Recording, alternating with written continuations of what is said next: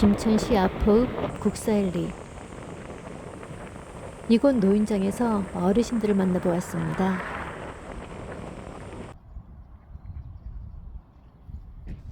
평균 연령 70대 이상의 어르신들은 양성평등에 대해 어떻게 생각하시는지 들어보기로 했습니다. 옛날에 왕이라. 그죠? 그런데 뭐. 지금은 여자가 왕이라. 그래요? 왕하고 그래요?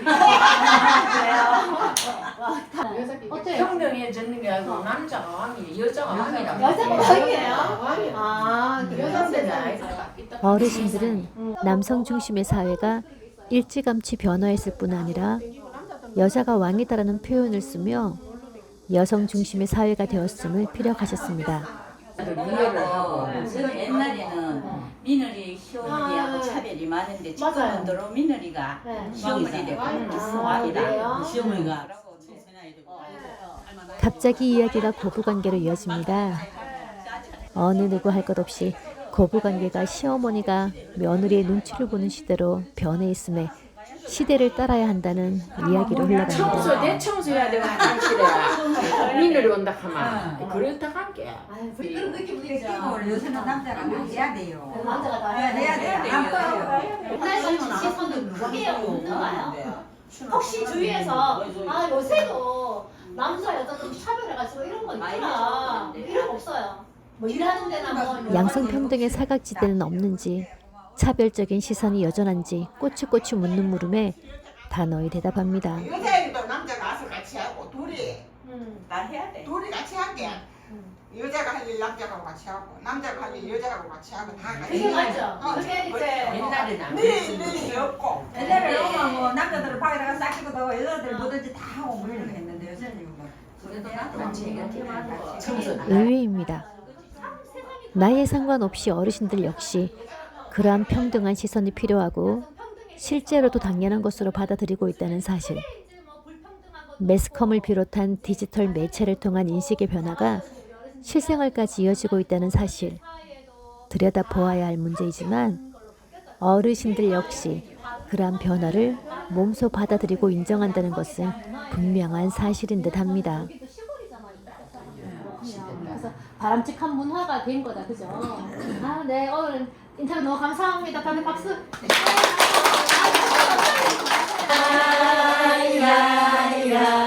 내 나이가 어때서 내 나이가 있나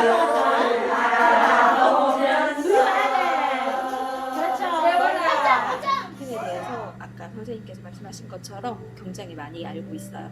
그래서 저도 교육을 가보면 이 양성평등에 대한 단어 그리고 양성평등이 왜 필요한지 어떤 것에 적용되는지는 너무나 잘 알고 있어서 아 이게 교육이 필요한가? 라는 생각이 들 때도 있는데 확실히 너무 많은 교육을 받고 너무 많이 들어서 이론적으로만 알고 있구나라고 느낄 때가 굉장히 많거든요. 실제 우리가 실생활에서도 잘 적용이 되고 있나? 라고 생각해 보면 머릿속으로 알고 있는 것만큼 실천은 아직은 좀 더딘 것 같아요. 그래서 통계 자료나 이런 걸 보면 양성평등 인식이 가장 낮은 곳이 여기 경북이에요. 그래서 거의 양성평등이 시작한 지가 10몇 년이 넘었거든요. 우리나라에서는 그 기간 동안 이 굳건하게 가장 낮은 양성평등 지수를 유지하고 있는 곳이 경북이거든요. 그래서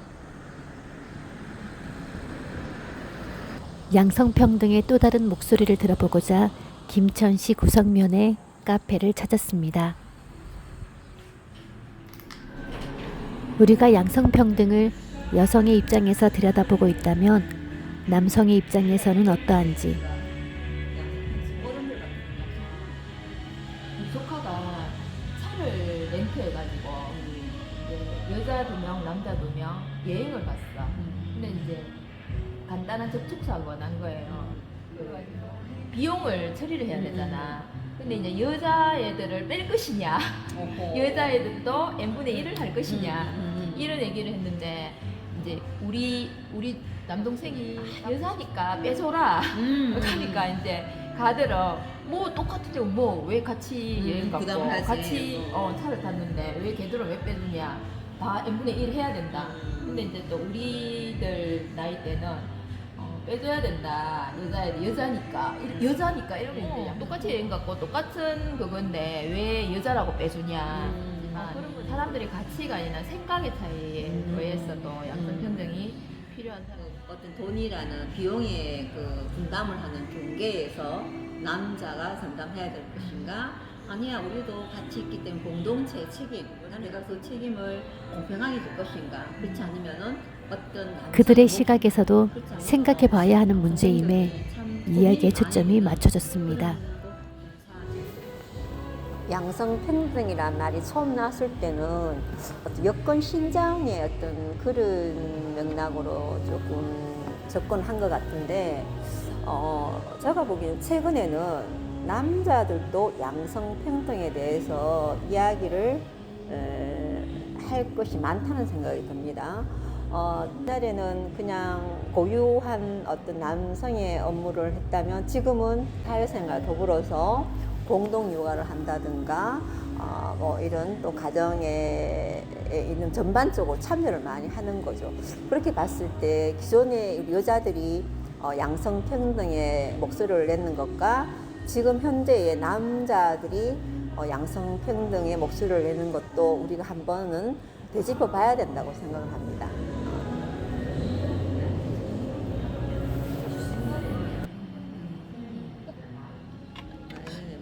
살든가 말든가 거짓말 아니거나 하다 또 벗겨내. 우리 엄마 진짜 축구화 들고 보여주네. 그래 그거를 신고 다니는데 뭐 신마들이 얼마나 놀려요. 가시나가 축구화 신고 다닌다고. 근데 선생님 그거를 축구할 때 신는 게 아니고 나는 그게 멋있어가지고 평상시에 신고. 그러면 이제 어린 시절 가지고 싶던 축구화를 늘 신고 다니던 꼬마 여자애가 당시에는 꽤나 별난 아이처럼 보였나 봅니다. 시대를 앞서간 아이였는데 말이죠. 이야기를 나누다 보니 어느덧 해가 저뭅니다. 배꼽 시계를 따라 들른 구성의 시골 마을.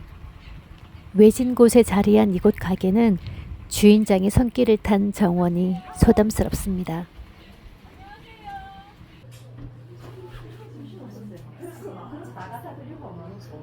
기껏 테이블 하나가 전부인 이곳 주인이 내놓은 김밥이 예사롭지 않습니다. 같이 나온 잔치국수까지 주인 아주머니의 입담을 양념 삼아 한 그릇 뚝딱 비웠습니다. 그 사이 복숭아를 디저트로 마치 손님을 대접하듯 깎아내 오신 아주머니. 뒤이어 삶은 옥수수까지. 그야말로 식당의 손님이 아니라 집에 찾아온 손님 대접입니다. 내 관계 주더라고요. 삶은 거예요? 삶았대요. 딱딱해요. 근데 딱딱한 거는 나 사람 힘든데. 든든하게 배를 채우고 발걸음을 옮기자니 주인 아주머니 배웅 역시 인심만큼이나 끝이 없습니다. 정원의 예쁜 식물도 성큼 내어주신 아주머니. 주택이라 하는 얘들은 아파트라서 필요해요. 이거 봐, 마디에 요리. 네네네, 맞아요. 하면 시골 인심이 이래서 좋은 거죠. 정원에서 한참을 서성이다 겨우 발걸음을 떼나 싶었는데 또다시 발길이 붙습니다.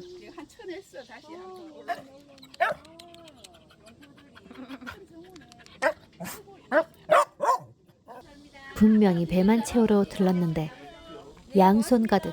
이건 무슨 상황인가요? 양성평등의 뜨거운 토론이 이런 행운을 불러온 게 아닌가 합니다.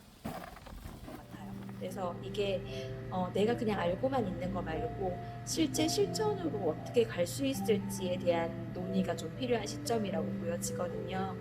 예를 들면 친구들이 우리 요즘은 상남자, 상여자 이런 말도 많이 친구들이 쓰거든요. 근데 그런 뜻이 어떤 때에 쓰이는지, 그걸 여자 남자로 구분하고 있는 단어인지 이런 거에 대해서는 잘 모르고 있더라고요. 그래서 남자 여자를 구분하는 말이야. 꼭 이래야 되는 남자는 없고 이래야 되는 여자는 없어 라고 얘기해주면 그때서야 아 라는 말들을 하더라고요.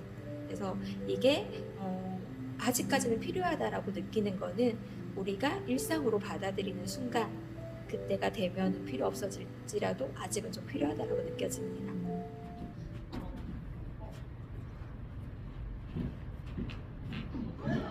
16, 17, 18, 19, 20,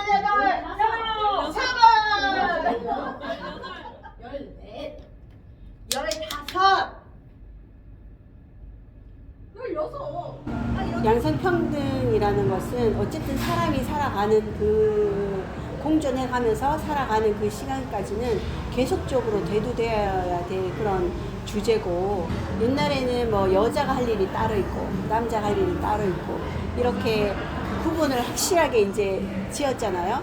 우리 어릴 때도 보면 여자아이들이 로봇을 갖고 놀면 그거 안 된다고 하고, 뭐 아니면 그 요리 같은 거 이런 거는 정말 여자들만의 전유물이었는데 지금은 남자들도 그 일을 하잖아요. 그 옛날처럼 남녀를 뚜렷하게 보는 것이 아니라 어떤 거는 자기의 능력껏 할 수 있도록 그런 사회가 좀 된 것 같습니다. MZ세대 같은 경우는 아예 처음부터, 왜냐면 결혼 조건 자체가 그런 것 같아요. 뭐 자기가 번 거는 자기가 관리를 하고, 뭐 요즘은 또 자기 부모님들은 자기가 케어하고, 아주 그게 분별이 뚜렷한 것 같더라고요. 저희 세대는 그래도 그 와중에 그런 분담을 서로 그 각자의 분담을 해가면서 그 행복한 삶을 살아간다면 이게 또 다른 그런 문화가 아닐까라는 생각도 좀 들긴 하더라고요.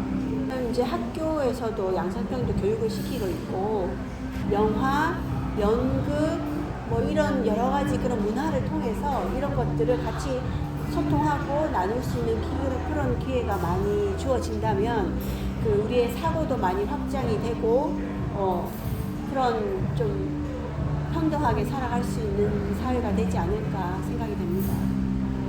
그리고 우리가 일상으로 바꾸려고 생각을 하면 제가 좀 자주 다루는 주제 중에 하나가 화장실 문제 중에 하나인데요. 우리 화장실 표지판 볼 때 혹시 기억하시나요? 여자는 무슨 색으로 표현이 되어 있나요? 빨간색이고 남자들은 파란색. 우리가 꼭 그렇게 색깔로 나눠져야 되는 사람들일까요? 우리가 국제적인 픽토그램이나 이런 걸 보면 원래는 색깔 구분이 없이 블랙으로 만들어져 있는데 꼭 굳이 색깔로 구분을 해서 여자들은 빨간색에 어울리게끔, 남자들은 파란색에 어울리게끔 만들고 있는 것 같아서, 간단하게 생각하면 그런 일상에서조차, 그리고 이게 전체적으로 바뀌지 않는다면 인식의 전환이 쉽게 이루어지진 않을 수 있겠다라는 생각이 듭니다. 생활에서 실천할 수 있는 거는요, 우리가 뭔가 대상에 대해서 이야기하거나 이럴 때 남자, 여자 이런 단어들만 빼봐도 조금 달라질 수 있지 않을까요?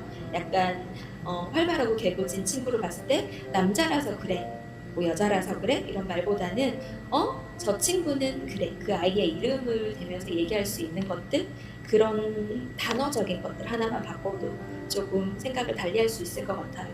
사실 받아들이는 거에 대한 거는 우리나라 사람들이 굉장히 좀 적극적이다라고 생각을 해요. 그리고 교육에도 굉장히 적극적이고, 그렇지만 이게 몰아치듯이 교육으로만 이루어지는 건 아니어야 된다라고 생각을 하거든요.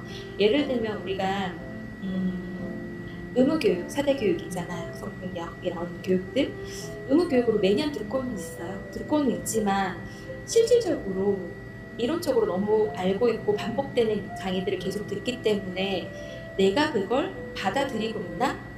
라는 생각을 좀 해봐야 될 것 같아서 처음부터도 얘기를 드렸듯이 일상에서 우리가 바꿀 수 있는 것들에 대한 노력이 필요하잖아요. 그랬을 때 서로가 역할도 바꿔보고 그 상황에서 서로를 이해하고자 하는 인식의 전환, 그게 가장 양성평등 교육에서도 우리가 항상 하는 말의 제일 큰 목표는 인식의 전환이라고 하거든요. 아는 거에서 그치지 않고 내 생각을 바꿀 때 변화가 있을 수 있을 거라고 생각이 됩니다. 내가 손해본다, 내가 불리하다라는 생각보다 서로를 이해해준다는 마음, 그리고 예를 들면 이렇게 생각해보면 좋을 것 같아요. 나의 가장 소중한 사람이 혹은 내가 그런 대우를 받았을 때 기분이 괜찮을까를 느껴본다면 우리가 조금 더 서로를 이해할 수 있는 양성평등의 문화가 만들어져 나가지 않을까라는 생각이 듭니다.